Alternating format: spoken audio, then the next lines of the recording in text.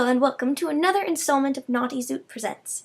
In this episode, I'll be teaching you how to make a tiny lemon meringue pie, perfect for any dollhouse, and it fits right inside a bottle cap.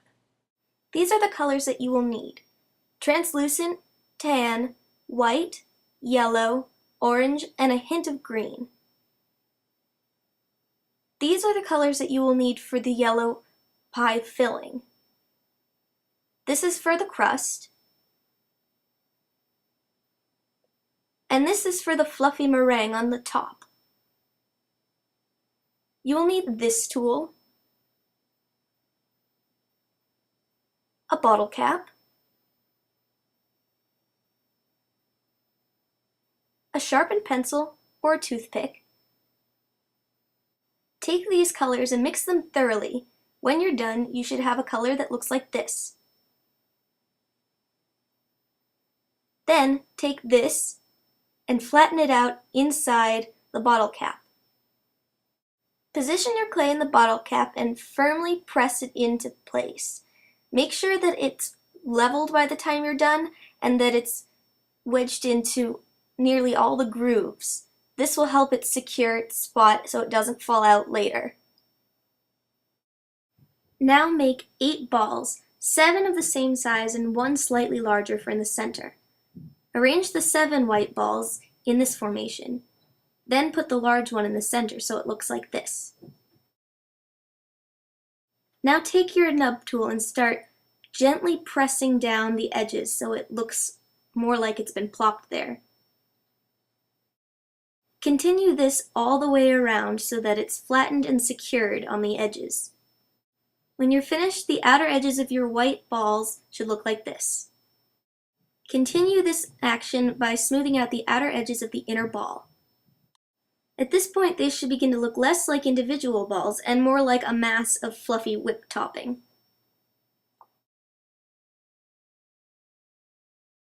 Continue this sort of blending, pushing action with your tool until it starts to look more like little mountain ranges with little ridges. Now take your nub tool and start to push down and then kind of pull it up very gently so that it creates more of a tapered point that you would get when you squirt out whipped cream from a can or just any kind of whip topping. You want it to look light and fluffy. It's desirable if they start to form little points. However, bear in mind that the taller and pointier your points are, the more likely it is to snap off after it's baked. So you want points, but not really fragile points.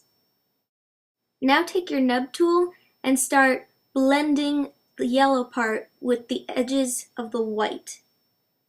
You do it really gently because if you press too hard or too wildly, you can flip over your pie.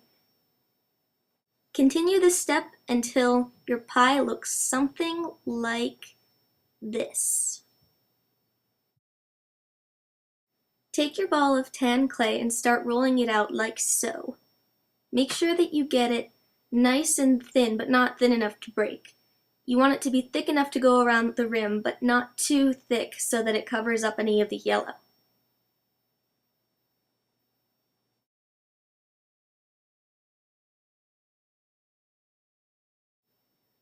Once you have your pie crust all rolled out, you start draping it gently around the circle of your pie. Once you have it draped nicely, nip off any extra pieces and start gently pressing it down. Make sure that you don't press it inward towards the pie, but rather out towards the edges because that'll be easier to clean up if it covers anything that you don't want covered. Make sure that it doesn't cover any of the yellow. If you find that you have like a lot of it that's kind of like wrapping around down there, what you do, since this isn't like a regular pie, and usually there isn't as much crust that curls over, what you do is just kind of push down with your thumb and just kind of squeeze the excess off. Like you start right below this little edge and you just squeeze it off.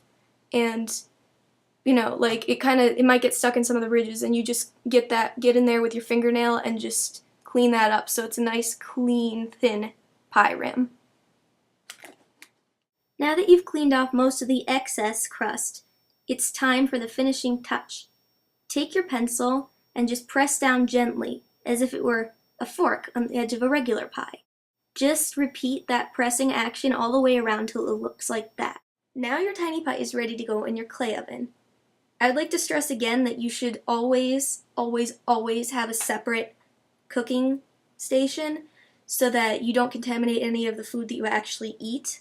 You should probably get one of those Sculpey brand ovens that goes in the oven. Again, it's 275 degrees Fahrenheit, and you leave that to heat for about 20 minutes.